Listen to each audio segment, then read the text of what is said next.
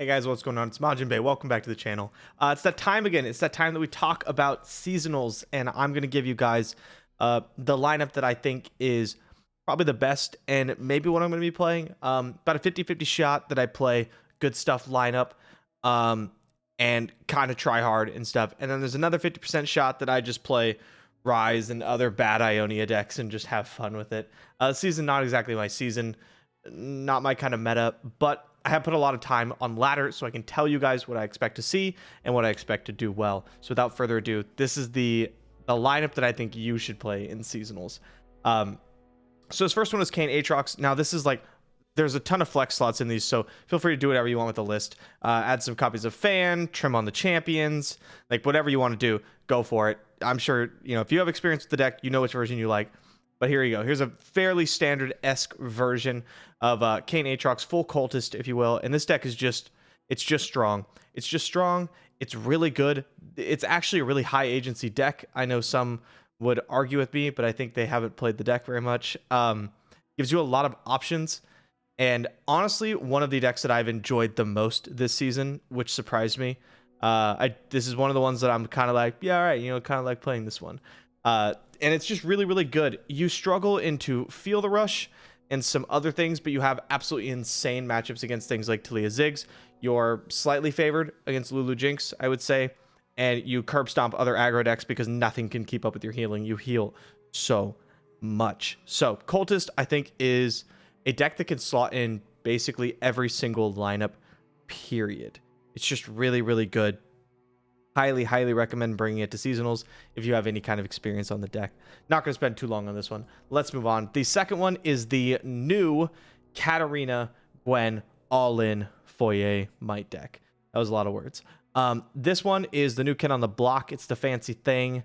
You can change up the list again. I'm experimenting with house spiders right now. That's why you see it in the deck. But basically, this deck's plan is to play Katarina, flip, and abuse, constantly getting ghastly bans with Opulent Foyer.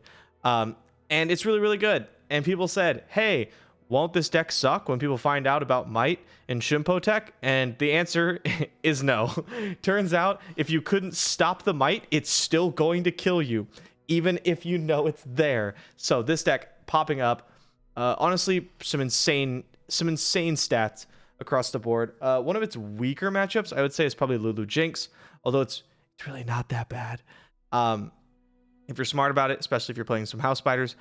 But that is likely a deck you're going to want to ban in a lot of lineups because Lulu Jinx is just so powerful, arguably the most powerful in the deck in the format right now.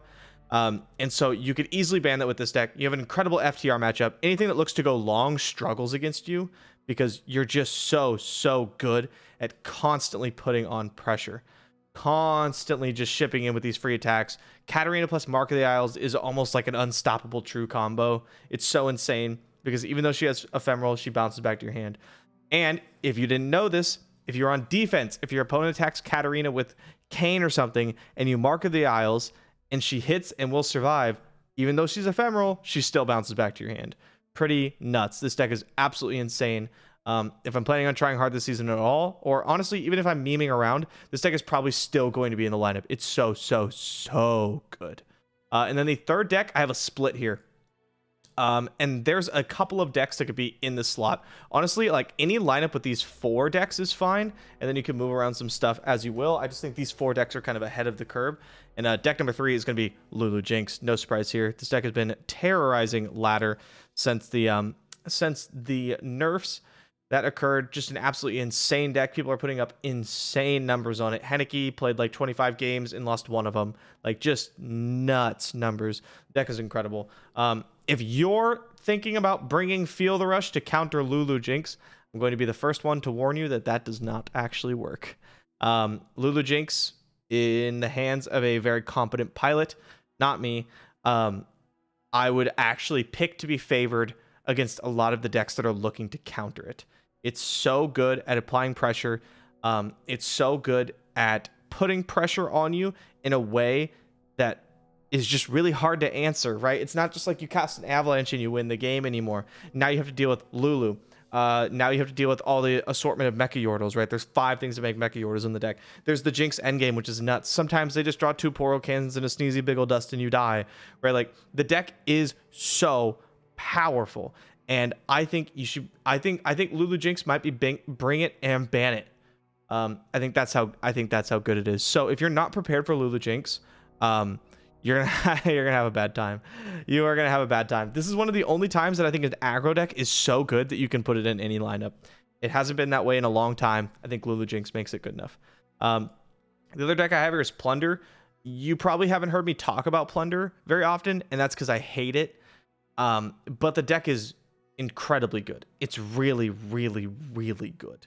The deck's putting up great numbers on ladder in the hands of competent pilots. It's really strong. A lot of people have a lot of experience with it, and if you're looking for a third deck to fit in a lineup, Plunder kind of just fits the bill. It's just good into most things. It's like Jund if it hit harder. My Magic players got that joke, and yeah, it's just a good deck, man. Like, a lot of these, I think like Plunder and Cultist are just really, really good decks. Lulu Jinx is a little more polarized of a good deck, but these are just like good decks, game into everything. My deck's probably better than yours. I'm here to beat you. That's what these decks say, and I think it's so good. Other things that you could possibly consider putting in a lineup is Jinx Echo. If you're not so big on like the Lulu Jinx plan, you could easily swap in that. There's been a lot of people who are running things like Auction Varus to try to counter the Shadow Isles decks. I can't really recommend that one. I don't think the deck is good as people think it is. The other one is the Leona Shadow Isles Piles. I think these can be really good, especially into certain decks. I just think they're not quite on the same level as these other decks. They're not as consistent. The deck can be very clunky, and you can lose your good matchups just by getting a slightly awkward draw, where like these decks are just kind of always on. Katarina Gwen, less so, right? Like, this version of Red Gwen is a little all in, but it makes up for its fragility in just sheer power. Like, when this deck does its thing, there's not a single deck in the format that can stop it. And that is why I think you should bring it. Any deck that gets you free wins is probably just worth bringing. But that is my lineup recommendation. I think Cultist, new Gwen, and then one of the other decks is probably just the best spot that you could be in. It's probably where I'll be in, although I really don't want to play Plunder, and I really don't want to play Lulu Jinx. It's just, I think those things are better than everything else. There's a small chance I bring some Rise, or maybe I bring some Zoe Yi Lee just to mess around, but probably not. I'm probably just going to bring the good decks, and I think you probably should too. So that's all I got for you guys. If you have any questions, leave them down in the comments. I'll try to get to them. Going to be really, really busy over the entire weekend, so I might not see them, but I will do my best. Thank you guys for coming. See you next time.